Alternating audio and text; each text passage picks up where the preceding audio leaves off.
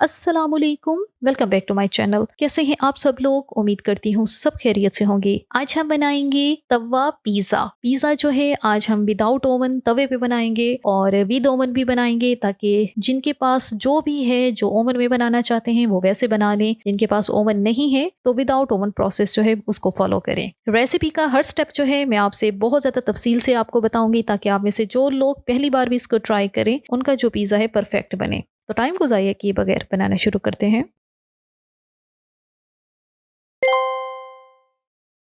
सबसे पहले जो है यहाँ पे हमने एक गिलास लेना है और उसमें मैं डालूंगी आधा कप नीम गर्म पानी। पानी जो है हल्का सा गर्म होना चाहिए, बहुत ज्यादा गर्म नहीं होना चाहिए। अब इसमें मैं डालूंगी 1 टेबलस्पून चीनी, 1 टीस्पून इंस्टेंट ईस्ट।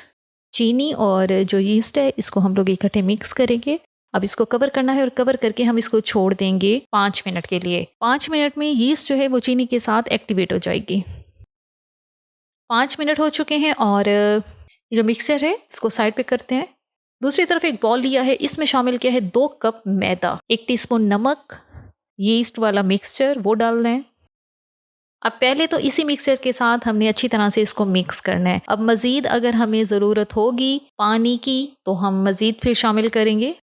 ये पहले हमने अच्छा सा मिक्स कर लिया इसको। तो अब यहाँ पे लिया है मैंने 1/4 कप दूध। दूध भी जो है वो नीम गर्म होना चाहिए। थोड़ा थोड़ा करके डालेंगे, एकदम से सारा नहीं डालना, ताकि ये ना हो कि सारी जो डो है वो खराब हो जाए। ये जो डो होती है इसको थोड़ा सॉफ्ट ही हमने बनाना होता है, ताकि जो पिज़्ज़ा है हमारा, जो भी ब्रेड बना रहे हैं, तो वो बहुत ज़्यादा सॉफ्ट बने। अगर आपकी डो सख्त होगी तो उससे ये होगा, आप जो भी चीज़ बना रहे हैं वो बिल्कुल हार्ड हो जाएगी, उसमें सॉफ्टपन नहीं होगा। तो बस ये थोड़ा थोड़ा दूध में डाल रही हूँ और एक सॉफ्ट सी डो बनानी है हमने।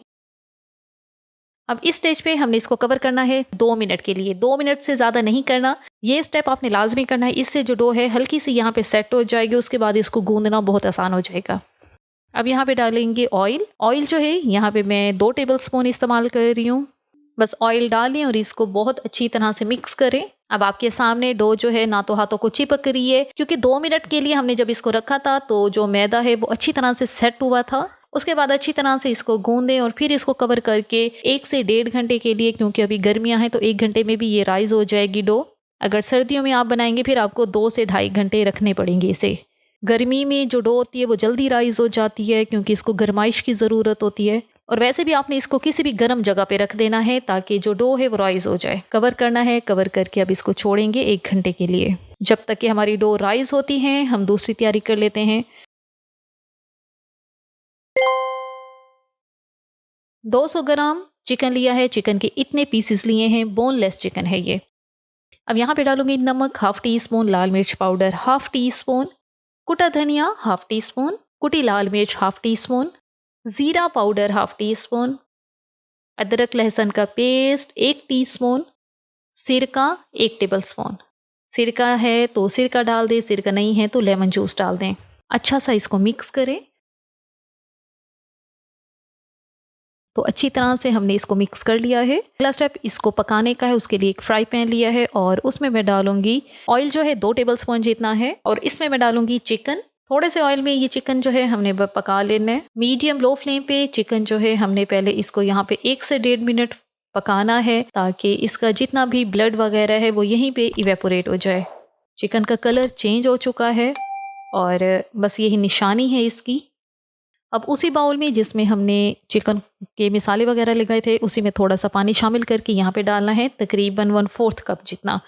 कवर करेंगे, कवर करके हमने इसको 8 से 10 मिनट के लिए लो फ्लेम पे छोड़ देना है, ताकि चिकन जो है बहुत अच्छी तरह से नरम हो जाए।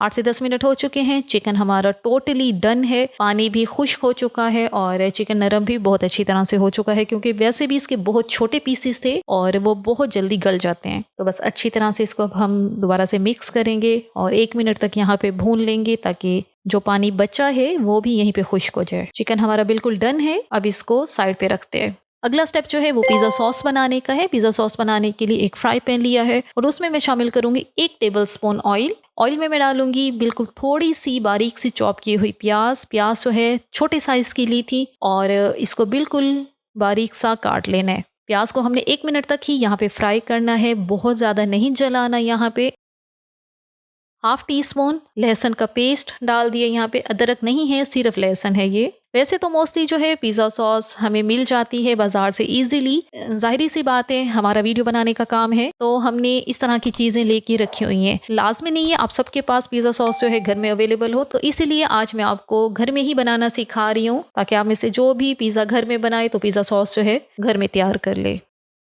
प्याज़ हमारे लाइट गोल्डन हो चुके हैं, तो अब यहाँ पे मैं डालूँगी टमाटर। टमाटर 2 बड़े साइज़ के टमाटर लेके इनको इस तरह से मैंने ग्राइंडर में डाल के ग्राइंड कर लिया है। अब मैंने ये ग्राइंड किए हुए टमाटर जो है फ्रीज़र में रखे हुए थे, तो इसलिए ये थोड़े से बर्फ़ वाले हैं। आपके पास सादे टमाटर हैं, उनको आपने ग्राइंडर में डाल के ग्राइंड करना है और वो ग्राइंड किए हुए टमाटर यहाँ पे डाल देने हैं। और अब इसमें डालेंगे नमक 1/4 टीस्पून, लाल मिर्च पाउडर 1/4 टीस्पून, कुटी लाल मिर्च 1/4 टीस्पून, ऑरिगेनो 1/4 टीस्पून। बस ये 4 चीज़ें जाएंगी इसमें। मीडियम लो फ्लेम पे हमने ये जो टमाटर हैं इनका पानी यहाँ पे हमने खुश्क करना है, और ताकि टमाटर भी हमारे अच्छी तरह से पक जाएं।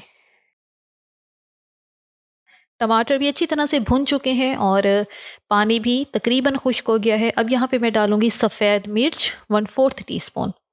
अच्छी तरह से मिक्स कर लिया सफ़ेद मिर्च को और टमाटर के पेस्ट को, और 2 टेबलस्पून यहाँ पे डालना है केचप। केचप डालने के बाद आपने जो फ्लेम है इसको बंद कर देना है, और केचप और जो टोमेटो पेस्ट है इसको अच्छी तरह से मिक्स करके आपने साइड पे रखना है। तो बस हमारी ये बहुत इंस्टेंट सी हमारी जो पिज़्ज़ा सॉस है तैयार है, घर में बनाई है आपके सामने। बाज़ार से जो महंगे-महंगे ब्रांड्स की मिलती है आपने वो नहीं लेनी, घर में तैयार करें। डो हमारी राइज़ हो चुकी है, 1 से सवा घंटा लगा है। इसको पंच करना है, पंच करके इसकी एयर को बाहर निकाल लेना है। अच्छा, मज़ीद अब इसको आपने यहाँ पे नहीं गूँदना।